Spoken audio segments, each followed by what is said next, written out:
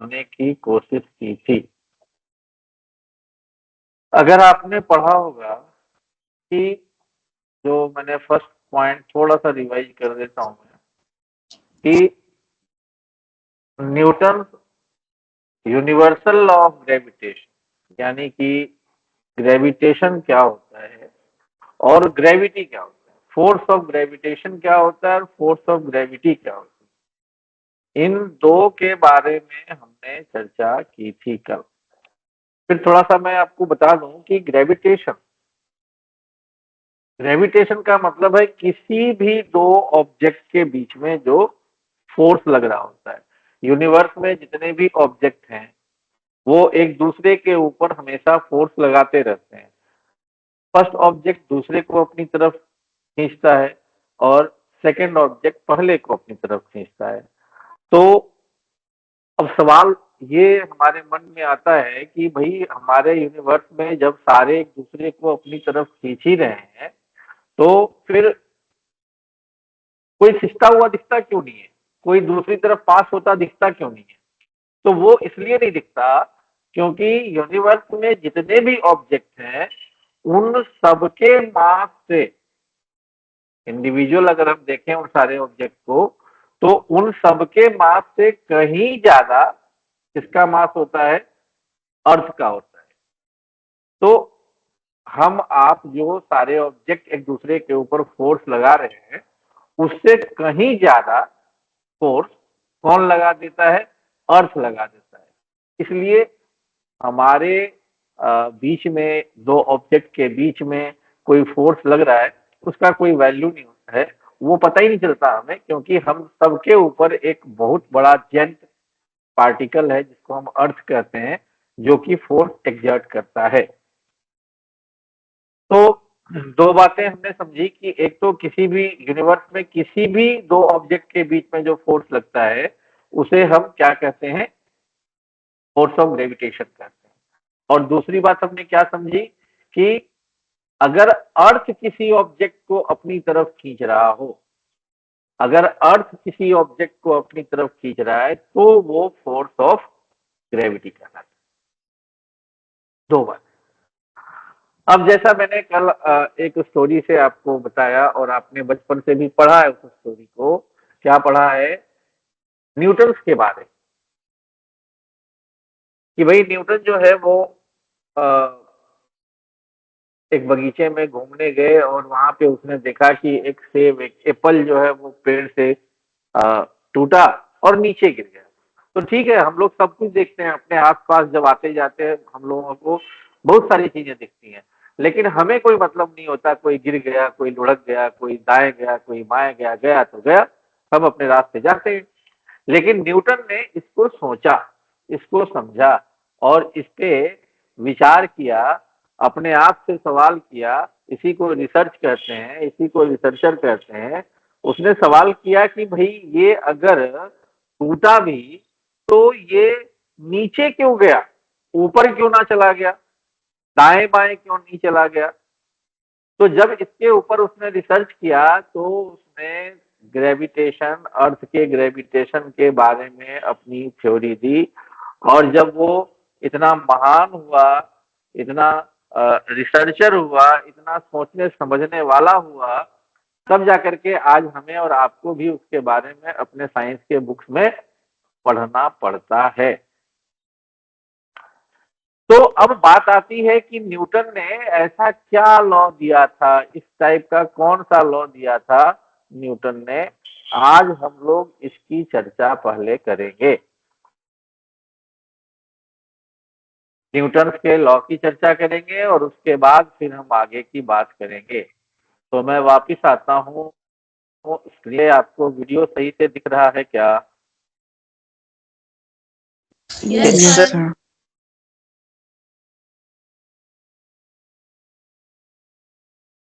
अब जरा देखें कि हमारे यूनिवर्स में एक ये कोई ऑब्जेक्ट है, दिख रहा होगा ना? Yes, Yes, sir. मान लिया कि इसका नाम जो है वो ए है। एक और ऑब्जेक्ट है जिसका नाम मान लिया क्या है, पी है। यूनिवर्स में दो ऑब्जेक्ट हैं। अब हमने क्या पढ़ा अभी कि दोनों ऑब्जेक्ट के बीच में एक फोर्स लगेगा। ए बी पे भी लगाएगा और बी ए पे भी लगाएगा। म्यूचुअल फोर्स एक दूसरे के ऊपर ये लगाते हैं। तो जब ये फोर्स लगाएंगे तो हमने मान लिया कि ये फोर्स जो लगा रहे हैं वो एफ लगा रहे हैं, और ये भी मान लिया कि इन दोनों के बीच में जो डिस्टेंस है वो आर है। दोनों ऑब्जेक्ट के बीच का डिस्टेंस हमने आर मान लिया। हमने ये भी मान लिया कि ये इसका मास m1 है, इसका मास m2 है। दोनों ऑब्जेक्ट के मास ही हमने मान लिए। अब देखो, Newton according to Newton law of gravitation, देखो न्यूटन अपने लॉ में क्या कहता है। जब रिसर्च किया तो उसने क्या देखा और क्या बोलता है। सबसे फर्स्ट लॉ कहता है, लिखा हुआ स्पष्ट आप लोग को नजर आ रहा है ना। Yes sir. तो सबसे फर्स्ट लॉ ये कहता है कि gravitational force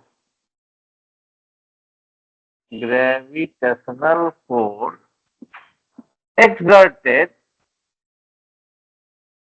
in between any two objects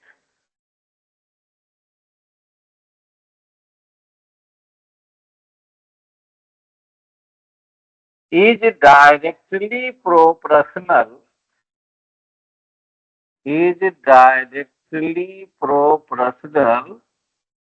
to product of their mass।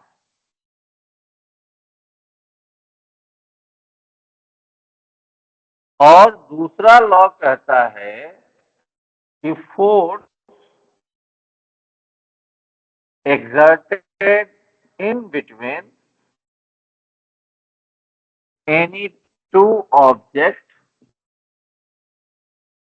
is inversely proportional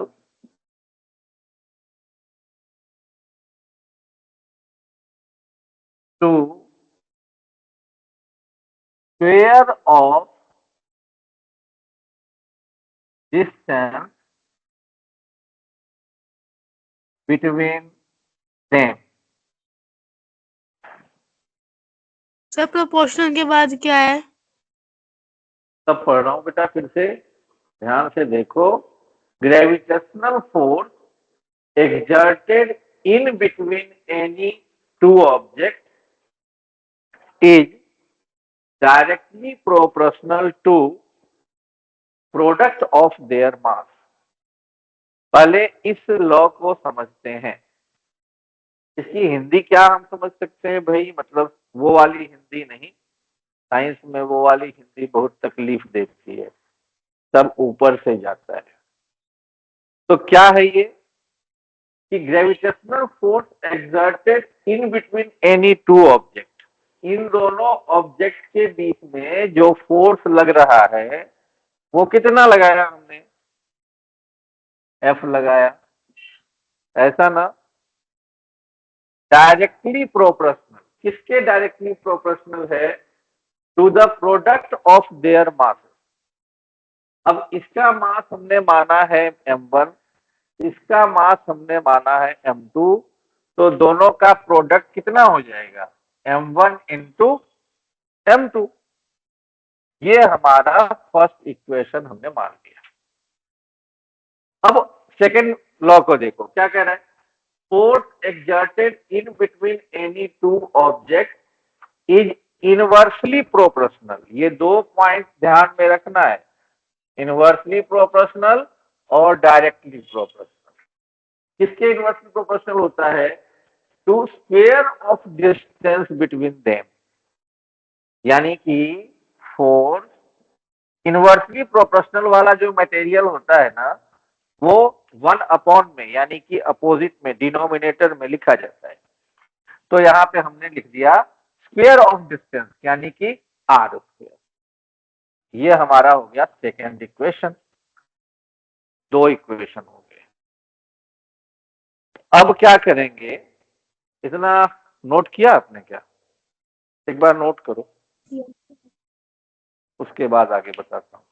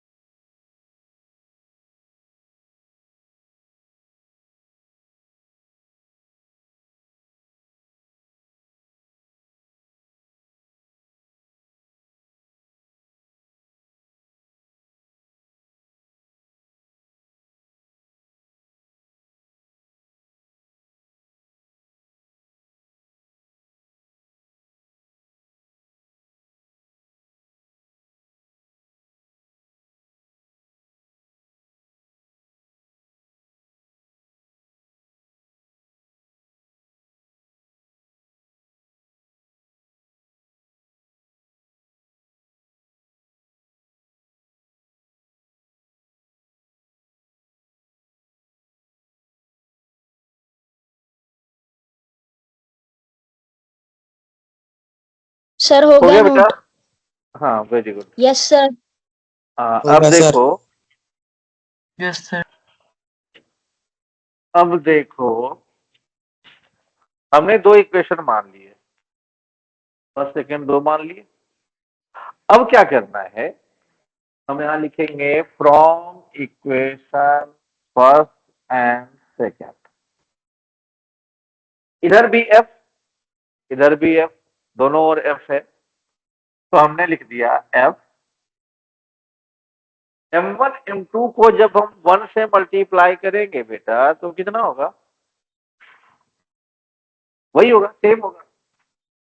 M1 M2 upon नीचे में क्या है, R स्क्वायर। अब इसके लिए एक कांस्टेंट हमारे पास, यानी ये जो प्रोपोर्शनलिटी साइन है ना प्रोपोर्शनल का, इसके लिए एक हमारे पास क्या आ जाता है, कांस्टेंट आ जाता है।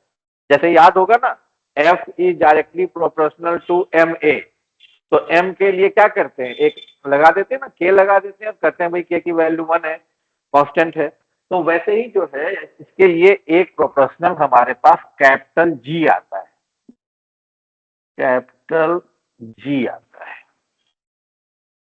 अब यहाँ कुछ बातें आपको थोड़ी गौर करने की है। वो क्या गौर करने की है, थोड़ा आप लोग एक बात ध्यान रखना बेटा कि जब आप आपकी क्लास जाती है ना ऑनलाइन, तो 5 मिनट के अंदर आप ऐड हो जाना। उसके बाद जब मैं पढ़ाने लगता हूँ तो फिर उधर ध्यान नहीं देता हूँ कौन आया नहीं आया। ठीक है, तो अब यहाँ पे देखो हमारे लिए फॉर्मूला बन गया F is equal to G M1 M2 upon R। सारी बातें हम समझ में आ रही है। F क्या है यहाँ पे, कौन सा फोर्स कहते हैं इसको? आवाज मिल रही है आपको? Yes yes sir. Sir. F क्या है, ग्रेविटेशनल फोर्स है। M1 क्या है, mass of one.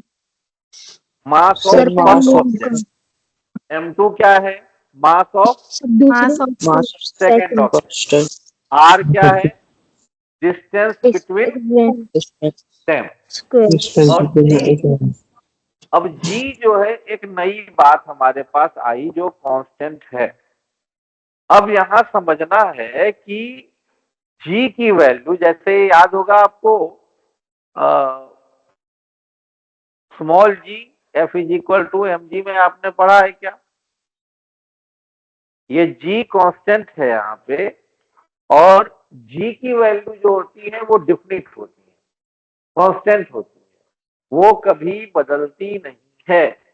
6.67 into 10 to the power -11, ये जो है G की वैल्यू होती है न्यूटन मीटर स्क्वायर पर किलोग्राम स्क्वायर। जहां भी देखो, अब ये जो मैंने फॉर्मूला आपको बोर्ड पे करवाया है वो दरअसल क्यों करवाया है, वो हमने इसलिए करवाया है क्योंकि इसके ऊपर न्यूमेरिकल बहुत सारे आते हैं और आएंगे।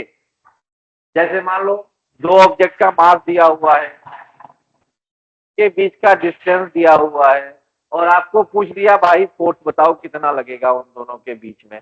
तो ठीक है, दोनों का मास दिया हुआ है, मल्टीप्लाई कर दिया, दोनों के बीच का डिस्टेंस है उसका स्क्वायर नीचे लगा दिया।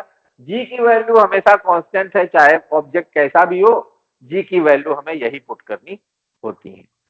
तो यहाँ से एफ फोर्स निकल गया हमारा। तो अब यहाँ एक दो बात ध्यान सर रखना है क्या। सर हाँ जी, हाँ जी। सर 10 की पावर क्या है? -11, 10 की पावर क्या है? -11। हाँ, ठीक है सर। और मैंने कहा कि फोर्स की वैल्यू जब हम निकालते हैं तो कुछ बातों का ख्याल रखा जाता है। जैसे मास हमेशा किलोग्राम में होना चाहिए। अगर क्वेश्चन में न्यूमेरिकल में मास अगर ग्राम में दिया हुआ है तो उसको फटाफट बदल दो काहे में, किलोग्राम। रेडियस जो है वो हमेशा मीटर में होना चाहिए। तो ये कुछ बातों का हमें ख्याल रखना होता है जब हम न्यूमेरिकल सोल्व करते हैं तब। अब इसे मिटा दूं मैं, अगले पॉइंट पे आऊं। Yes, yes sir. Sir. Yes हाँ, सर। यस अगला सर। अगला पॉइंट हमारा क्या है। अभी मैंने आपको जी के दर्शन करवाए, कैपिटल जी, और अब एक स्मॉल जी भी आपने देखा है एबीसीडी में जब आप पढ़ते हो। तो ये कैपिटल जी और ये स्मॉल जी, वैसे तो दोनों सेम है, लेकिन इस चैप्टर में साइंस में पूछा जाता है कि what is relation between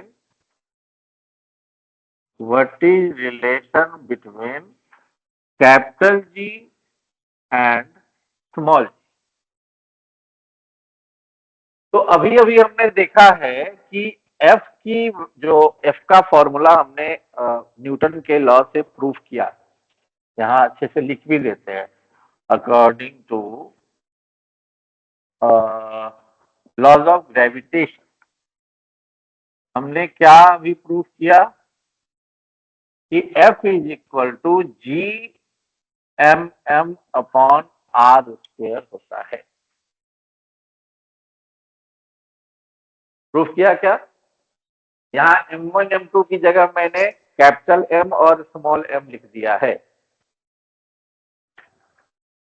also हम जानते हैं वेट का जो हम फॉर्मूला निकालते हैं F इज इक्वल टू, वो होता है mg। तो ये भी फोर्स है और ये भी फोर्स है। जब एक साइड बराबर है तो दूसरी साइड भी बराबर होना चाहिए। तो इसे हम मान लेते हैं फर्स्ट, इसे मान लेते हैं second, and from equation first and second दोनों को इक्वेट कर दे, तो अगर इस साइड में बराबर है तो दूसरी साइड भी बराबर होना चाहिए।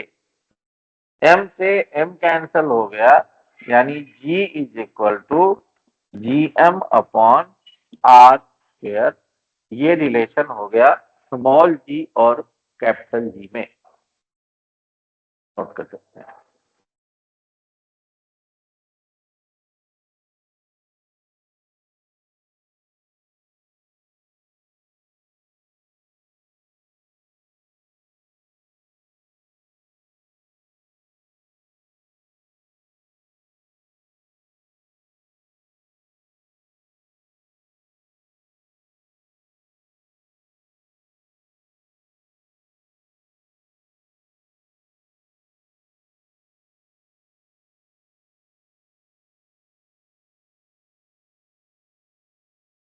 कर लिया क्या?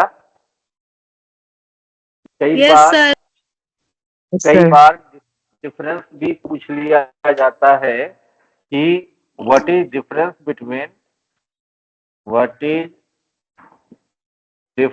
Between small G and capital जी।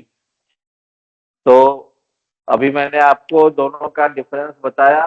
एक एक्सेलरेशन ड्यू टू ग्रेविटी होती है, दूसरा जो है क्या है, दूसरा क्या है, कांस्टेंट होता है, ग्रेविटेशनल कांस्टेंट होता है।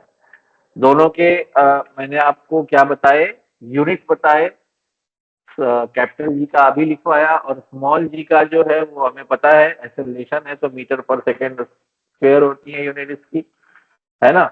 इसी तरह से जो कैपिटल जी है वो वेरिएबल नहीं होता है, चाहे हम यूनिवर्स के किसी भी प्लेनेट पे चले जाएं, लेकिन वो कांस्टेंट रहेगा। स्मॉल जी जो होता है वो वेरिएबल होता है।